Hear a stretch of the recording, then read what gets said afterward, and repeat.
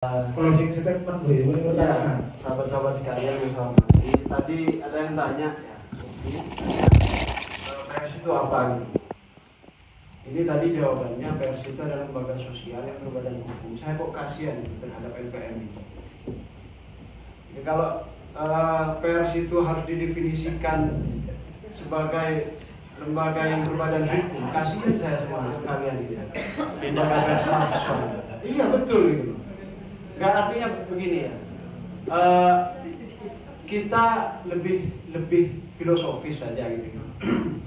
Artinya segala kegiatan yang berkaitan dengan jurnalistik itu adalah jurnalisme gitu. Kemudian orang yang melakukan kegiatan jurnalistik itu adalah seorang wartawan gitu.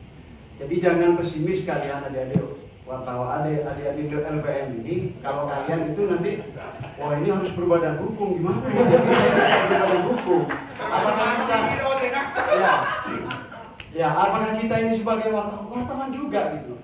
Kenapa? Karena kerja-kerja kalian itu adalah kerja-kerja jurnalistik gitu loh. Jadi jangan terpaku kepada apa yang disampaikan oleh Pak SK. Jadi lebih luas lagi gitu. Enggak, saya bukan menyakitkan apa yang dikatakan sahabat Esa tadi, tapi diperluas lagi, jangan dipersempit gitu ya. Jadi jangan pesimis, kalian harus tetap optimis. Kenapa? Karena saya masih menaruh harapan yang besar terhadap lembaga pers mahasiswa. Saya ini mantan aktivis pers mahasiswa, sudah keliling Nusantara, ya, sudah keliling Nusantara. Dan kenapa saya katakan LPM itu adalah memiliki masa depan yang baik? Karena pengelola LPM itu adalah mahasiswa, dan mahasiswa itu adalah fase di mana dia berada di puncak idealismenya. Jadi kalau kita ini yang sudah di lapangan ini idealismenya, kalau diibaratkan dengan ukuran baterai itu sudah berkurang begitu. Bahkan ada yang sudah drop, gitu loh. Kenapa saya katakan begitu? Karena sejarah pers mahasiswa itu kan juga menjadi bagian dari organisasi yang melakukan gerakan-gerakan pro-demokrasi di Indonesia dan turut serta di dalam gerakan reformasi 94. Jadi di saat Orde Baru itu kuat-kuatnya, pers itu dibelenggu, digredel dan lain sebagainya, malah justru pers mahasiswa sebagai media alternatif bacaan masyarakat yang itu luput dari pemberedelan gitu. Toh meskipun di dalam kampus melalui program NKKBKK-nya Orde Baru pada waktu itu ya, normalisasi keadaan kampus, itu banyak juga pers mahasiswa itu yang diintimidasi.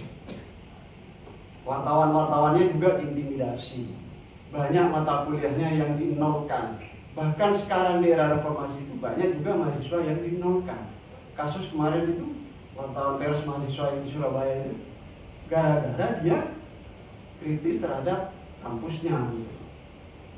Jadi sahabat-sahabat LPM, lembaga pers mahasiswa, jangan kecil hati. Jangan patah hati. Kita tetap bersemangat untuk bersama-sama kalian. Nah kemudian yang kedua, mumpung ini kita kumpul bersama itu, saya menyempatkan waktu sudah tadi itu setelah jualan biji tadi. Karena apa?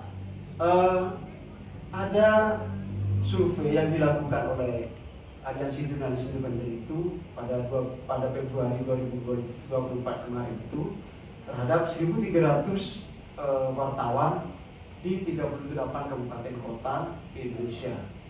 Ini berkaitan dengan firewall. Firewall itu adalah pagar api di mana itu memisahkan antara ruang redaksi dengan ruang bisnis.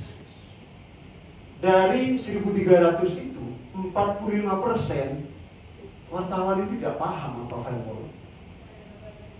Jadi ketidakpahaman ini yang menyebabkan kemudian amburadul itu di lapangan. Amburadul di lapangan. Saya belajar dari dua peristiwa. yang bisa kita refleksikan. Peristiwa pertama itu ketika kemarin Gus Nadir Shah Hussein itu di akun Instagramnya itu dia ngomel-ngomel karena status Gus Nadir Shah itu dijadikan sebagai sumber referensi berita dan menjadi seolah-olah itu menjadi legitimasi terhadap salah satu produk di Indonesia itu yang mendukung gerakan Israel. Nah ini anehnya juga berita itu ditulis, ya itu berita beriklan. Sampai Gus Nadir itu ya di Instagramnya itu sampai diberi lingkaran. Wah ini kok ternyata berita berbayar mengutip tulisan seseorang di Instagram tanpa konfirmasi kepada yang bersangkutan. Ini menandakan apa? Bahwa benar apa yang hasil survei tadi itu 45% wartawan di Indonesia itu 1.300 wartawan 45% itu tidak paham apa bedanya ruang redaksi dengan ruang bisnis gitu. Kejadian yang kedua ini di Pamekasan, ini miris bagi saya itu. Ada wartawan di Pamekasan ini menulis soal kasus dugaan korupsi pengadaan mobil sigap. Jadi wartawan ini nulis itu, kemudian di-share di grup jurnalis wartawan Pamekasan. Ini sesama wartawan yang dibully karena nulis gitu loh. Kenapa? Sudah dapat iklan, nulis itu. Nah ini yang saya katakan sebagai bahwa kita harus merefleksikan diri bahwa kebebasan pers itu sedang dibunuh oleh kita sendiri. Ya. Kenapa? Satu tadi itu cara membunuhnya, wartawan itu cara membunuh dirinya sendiri itu tidak paham apa itu firewall tadi itu. Kemudian yang kedua tadi itu, jadi wartawan itu ketika ada yang benar, wartawan yang benar kayak tadi itu nulis gitu, benar itu dibully oleh wartawan yang lainnya. Bahkan minta di take down beritanya. Ini apa-apaan? Ini wartawan loh yang nyuruh. Bahkan di grup itu wartawannya dibully loh. Karena sudah merasa dirinya sudah disuapin maksudnya. Disuapin dengan iklan dan sebagainya. Masih nulis itu. Nah ini adalah cara-cara halus pembungkaman terhadap pers dan wartawan itu sendiri. Nah oleh sebab itu menurut saya, jadi hari ini mari kita refleksikan bersama-sama bahwa kebebasan pers itu ternyata bukan datang pembelengguan media atau pers itu bukan hanya datang dari luar, tapi datang dari kita sendiri, dibunuh oleh kita sendiri. Nah, oleh sebab itu mari momentum hari ini kita berefleksi, apakah yang sudah kita lakukan hari ini sudah benar-benar sudah sesuai dengan apa yang kita lakukan, dan pada momentum politik sekarang ini kan sudah momentum politik, kita selalu berbicara soal profesionalisme. Nah, profesionalisme itu kan membedakan di mana dia tempat berkarya menjadi wartawan dengan pribadinya. Tapi sekarang kan faktanya berbeda gitu.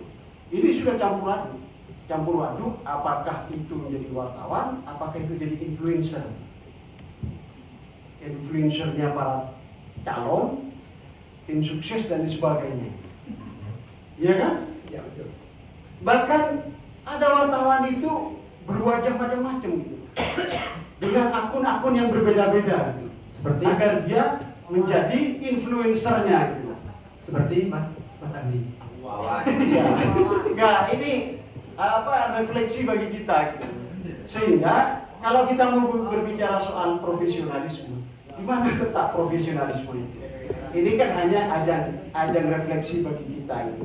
Dan barangkali dari refleksi inilah kemudian kita itu mulai bergeser sedikit dari yang awalnya masih di tengah begini, yang sudah geser ke kiri atau ke kanan, ya coba digeser lagi ke tengah gitu. Jadi wartawan yang jadi influencer itu ya sedikit dikurang-kurangi gitu ya. Tetap tegak lurus. Oke, saya kira ini yang bisa saya sampaikan. Mohon maaf apabila ini kemana-mana dan ini tidak ada tidak ada keinginan saya ingin menyerang satu orang, tapi ini segera memberikan motivasi bagi saya, bagi kita semua dan terutama kepada adik-adik dari MPM. Nah, terima kasih. Baik, terima kasih untuk Mas Topik. Tepuk tangan semuanya. Baik, saya sampaikan terima kasih banyak kepada semua teman-teman lembaga pers mahasiswa dan juga teman-teman wartawan di Pamekasan. Kita ke depan tetap selalu kompak, selalu solid. Kita ketemu lagi di simposium kedua di tahun depan. Saya akhir, wassalamualaikum warahmatullahi wabarakatuh. Terakhir Kaisa bajunya beli di mana Kaisa? Kok kotak-kotak hijau hitam? Ini jangan diasosiasikan dengan simbol-simbol tertentu. Mohon izin teman-teman sekalian, acara ini sudah selesai kami sampaikan dari kemediaan. Terima kasih banyak. Klarifikasi baju ini.